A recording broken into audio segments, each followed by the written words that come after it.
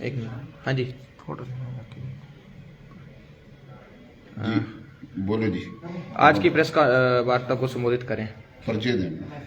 हाँ जी, मैं आशा देवी बिमला देवी की पुत्री। ठीक है, मैं आशा देवी बिमला देवी की पुत्री। सर जो हमारे साथ हुआ है ना वो किसी के साथ ना हो। ठीक है, मेरी यही दरख्वास्त है कि 2012 से लेकर मैं आज तक दुखी हूँ। कभी भी किसी ने हमारी बात नहीं सुनी। मैंने हर जगह पे कोशिश की सुनाने की। ये 2011 में मेरा जब तलाक हुआ तो मैं अपनी मम्मी के पास आई। मम्मी ने मेरे को जमीन दी, एक कनाल भूमि दी मेरे को। तो मम्मी ने बोला कि तू बेटा घर बना ले अपना। ठीक है, उसके बाद मम्मी ने ये आते थे हमारे घर, देश बंधु जी आते थे हमारे घर, तो बोलते कि अपनी बेटी का रिश्ता मेरे साथ करवा ले। तो मम्मी ने मना कर दी।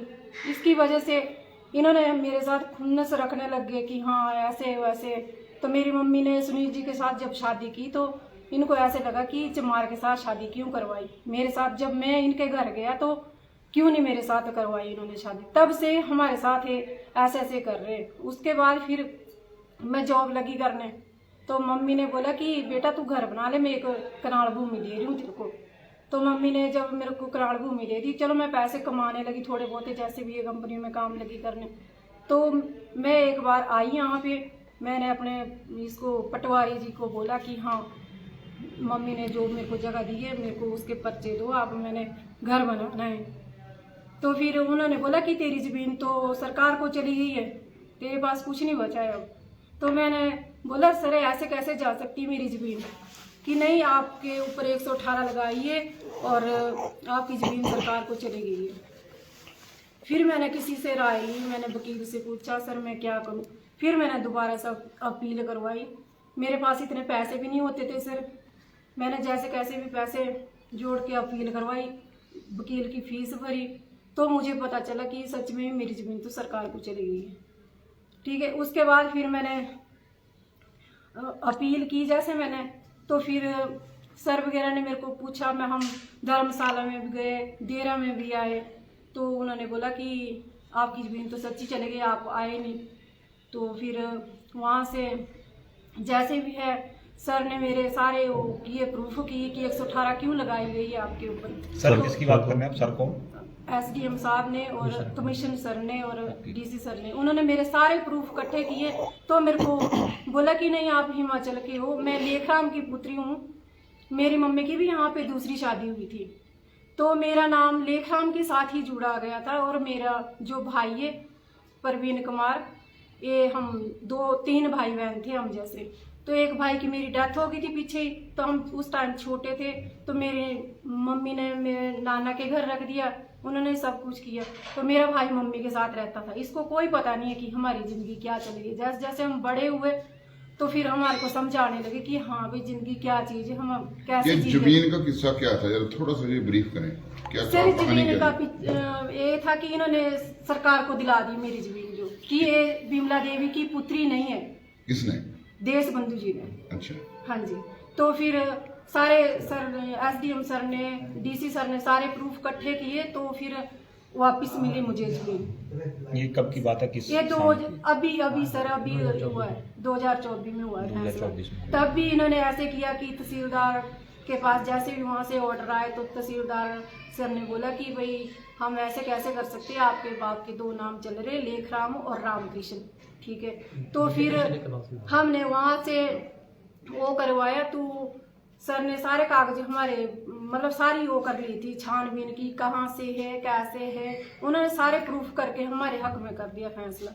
तो इन्होंने फिर भी इनको ये की कि हाँ रामकृष्ण की बेटी नहीं है, ये इसके मतलब माँ की बेटी है बिमला देवी की। ये तो मुझे ऐसे भी बोलते कि नहीं जाली बेटी है, पर सर वो तो सच्चाई माँ को पता होती कि उसकी बेटी है कि नहीं है।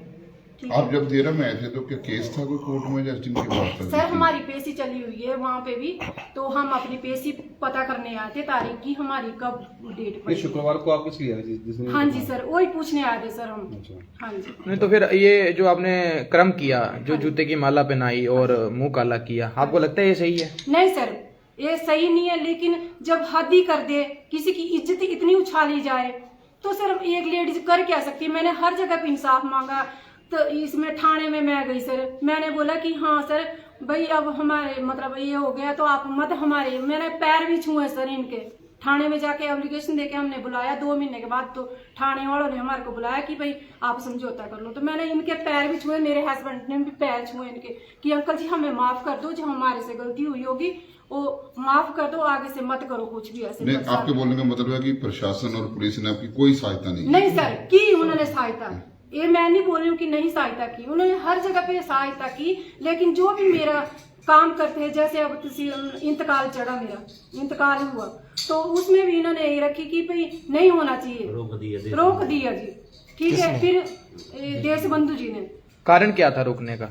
वही तो सर मेरे को भी समझ नहीं आती कि क्या कारण था, किस तो वजह से। आपको अगर पुलिस और प्रशासन के पास बोल रहे हैं कि हमारी सहायता की, हाँ जी। तो आपको ये कदम उठाना उचित था? आप क्यों नहीं गए पुलिस और प्रशासन के सर पास? हम गए, हमने एप्लीकेशन भी दी, हर जगह पे सब कुछ। सर ये सुनता है किसी की नहीं है, रकड़ वालों से भी ये करते हैं कि हाँ जो इसका काम करता है धमकाता है उन्हें भी, फिर हमारी सुनने नहीं देता कहीं भी। मेरे खिलाफ तो कोई वकील भी नहीं बोलना चाहता सर इस बात को। नहीं, आपने एप्लीकेशन दी काफी, तो इसका मतलब ये होता है कि प्रशासन आपकी हेल्प नहीं की? नहीं सर, की उन्होंने। नहीं, आप ये पूरा मापदंड बोल रहे हैं ना, कई बोल रहे नहीं की, कई बोल नहीं रहे नहीं की सर, है। की एप्लीकेशन है, दी। पर सर ये नहीं जाहिर होता है ना कि मतलब मेरे को इंसाफ मिले, मेरी कोई बात सुने। नहीं, साफ तो आपको एडमिनिस्ट्रेशन दे सकता है ना, कि जैसे कोई एसडीएम साहब बैठे हैं, डीसी सर उन्होंने मेरे हक में किया फैसला, वो भी मुझे मिल गया सब कुछ।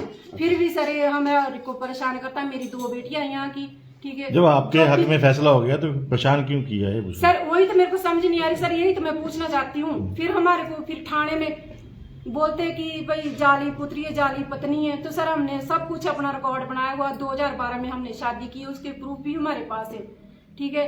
और राशन कार्ड वगैरह सब कुछ बनाया हुआ। वहां भी जाके अब इनके जो मेन घर है वो नारी में, ठीक है। हमने यहाँ नहीं, इन्होंने कर दिया हमारे को कुछ, तो हमने अपने वहां पे चढ़ाया, नाम मेरा जोड़ा इन्होंने।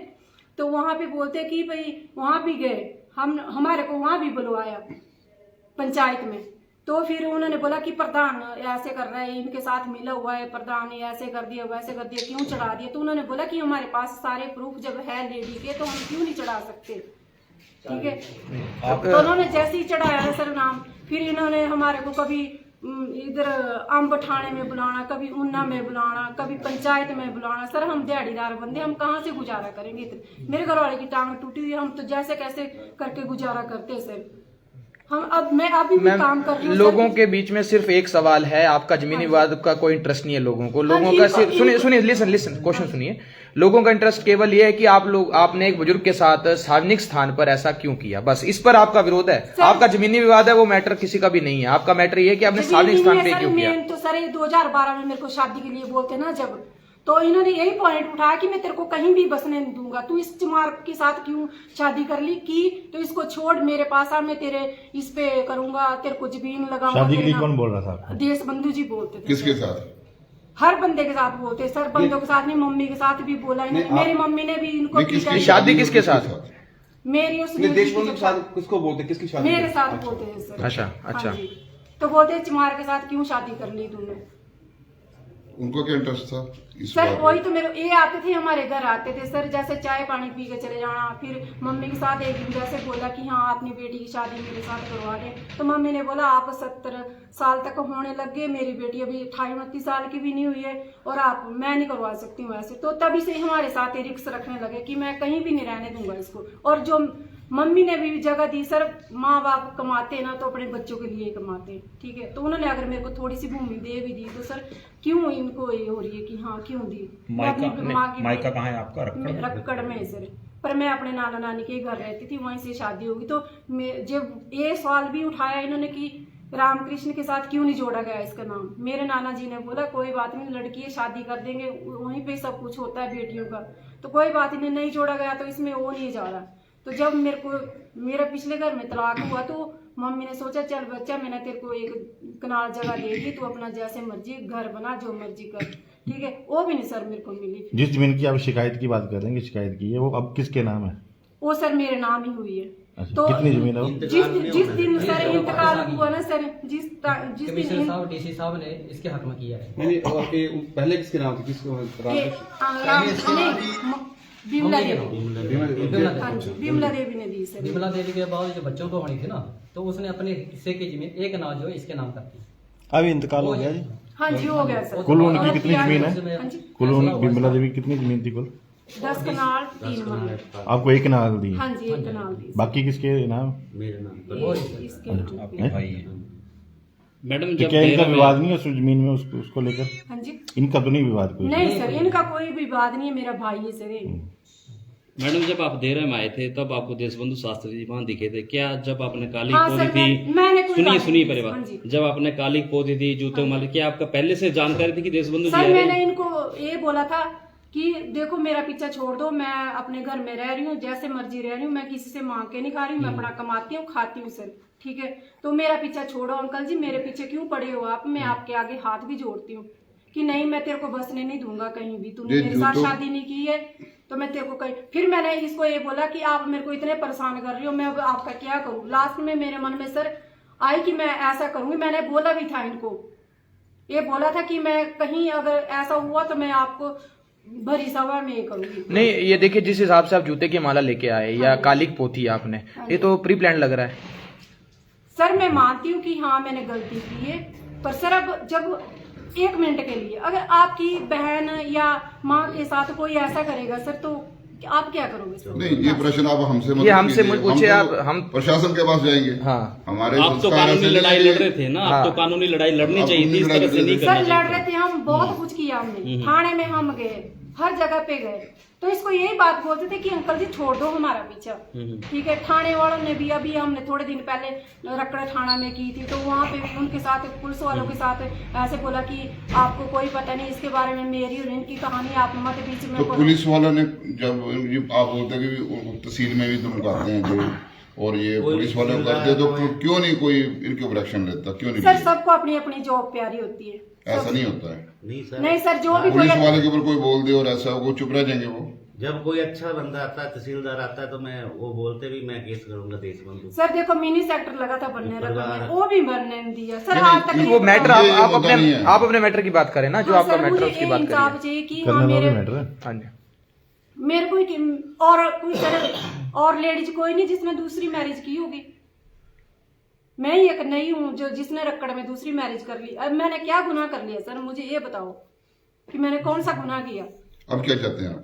सर मैं यही चाहती हूँ कि मेरी यही हाथ जोड़ के अब भी विनती है कि मुझे तंग ना किया जाए, जैसे भी है मैं अपने रह रही हूँ, खा रही हूँ, कमा रही हूँ। अभी मेरी साथ 2 साल हो गए बिस्तरे पर है, अभी भी हम ऐसे कभी नीचे 3 बार हमने उनको नीचे लेटा रही है, अभी बेड पे नहीं होना चाहिए, कुछ नीचे लेटा रही है, ठीक है। तो सर उनको भी देखना पड़ता है, साथ में मैं कमाती भी हूँ, पीजी में खाना बनाती हूँ सर, अपने घर का काम करके पीजी में जाती हूँ, वहां से आके अपने घर का काम करती हूँ।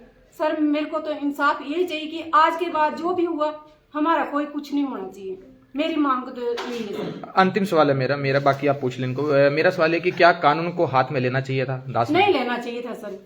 उससे आप गलती मानते हैं? गलती मानते मैं हैं? गलती मानती हूँ सर की, पर सर जब अत्यंत मेरे को गुस्सा इतना बड़ा आ गया कि मैं क्या करूँ। मैंने तो कई बार सर एप्लीकेशन में ये भी लिखा कि मैं जहर खा, सर हुआ मेरे साथ ऐसे, मैं सोचती थी कि मैं जहर खा लूँ सारी कहानी खत्म हो जाएगी, ठीक है। फिर मैंने नामदान भी लिया है 2022 में, तो बाबा जी हमारे यही बोलते हैं कि बच्चा ऐसे करके कोई वो नहीं होता है, ठीक है। मैंने फिर यही अपना किया कि कोई बात नहीं, जो भी हो रहा है कोई बात नहीं, हम जी रहे जैसे मर्जी है।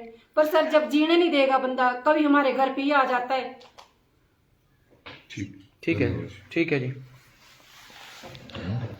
तो दर्शकों ये थी वो महिला, और यहाँ पर जानकारी यहाँ पर दे रहे थे। अभी सुना आपने, मीडिया ने जो विभाग से यहाँ पे सवाल रखे हैं सभी उसके जवाब जो यहाँ पर दिए गए। बाकी चलिए बहुत बहुत धन्यवाद आप सभी का, बहुत बहुत शुक्रिया जुड़ रही है। धन्यवाद। जय हिंद, जय हिमाचल, जय भारत।